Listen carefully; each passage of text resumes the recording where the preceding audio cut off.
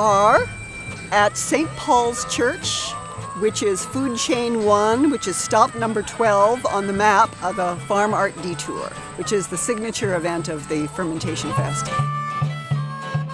My name is Donna Newworth. I am the co-founder and executive director of Worm Farm Institute, and we are the producing organization of Fermentation Fest. Fermentation Fest is about abundance and transformation. It's a live culture convergence, whether it's from grain to beer, or from milk to cheese, or from cabbage to kimchi, or from one sort of community to another. The Farm Art Detour is our main attraction, and that is available from dusk to dawn for the entire 10 days. And there are 39 official stops on the map, but there are plenty of what we call rogue installations, unofficial things that people just put up on their own. We had a pilot year in 2011 where we weren't really sure how it was going to work. After the first year, 100% of people polled who participated wanted to participate again. Well, if Larry's going to do it, sure, why not? There's still a lot of experimentation going on here, but I think the spirit is very generous, and because so many people appreciate the drive out here and spend money locally and boost the local economy, it's making converts out of the people who were quite skeptical to begin with. And we're, I think technically we're in Laval, but I'm not actually sure. We're out in the country between Laval and Reedsburg. Hi. Come on over here. I would like you to talk about your beer jelly. It's the only beer jelly in the world as far as we know, right? Well, let's hope so far.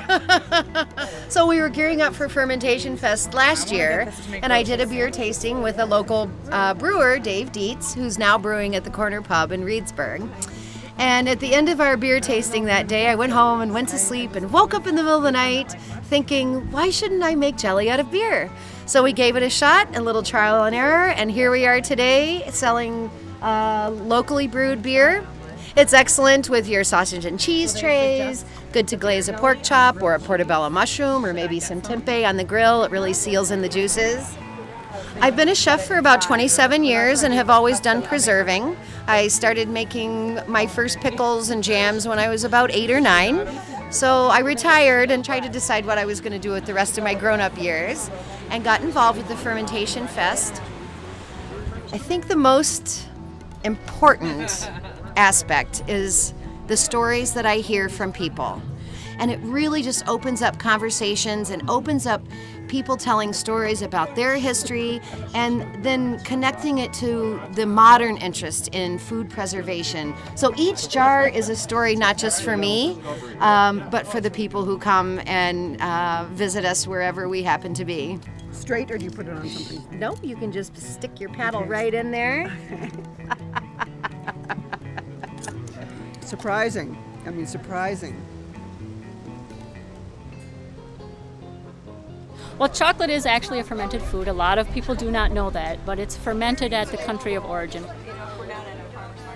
My signature chocolate right now is my sea salt sugar baby. It's made mostly with honey from my farm beehives.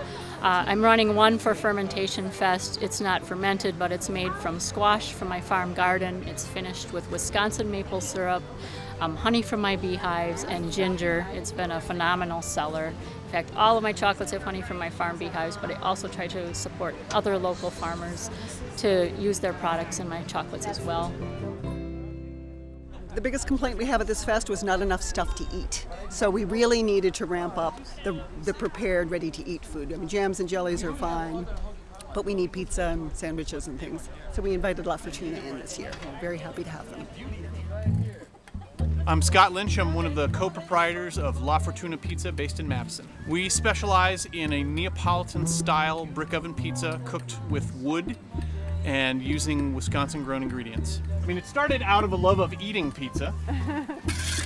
And we built a stationary wood-burning oven at our house to kind of support a habit. And as is often the case, a hobby turned into a profession. So that's Pizza Bianca. It's a dough that we make ourselves, our own homegrown rosemary, a little bit of olive oil, garlic salt from Penzi Spices, and 2 kinds of cheese from Farmer John's Cheese in Dodgeville. There's no food that's more approachable than pizza, so it's an ideal vehicle for us to try to connect people with their farmers. Wow, that's incredible.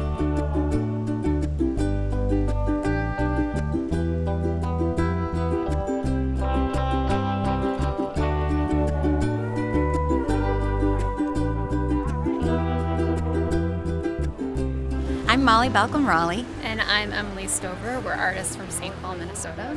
and we're here at the Dumpling House, our installation for Fermentation Fest. People come in and they say, "Oh, so is this a class or how do we pay?" And we say, "No, it's an art installation." And then right away they're like, "Oh, okay. Well, what do I do?" Or I have been blown away by the reception that we've received for Dumpling House.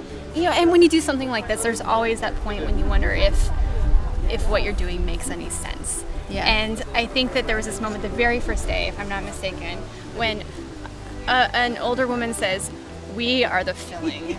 Yes. And it was just, we knew that we kind of hit on something that really made sense, not just to us, but to people who live in this community.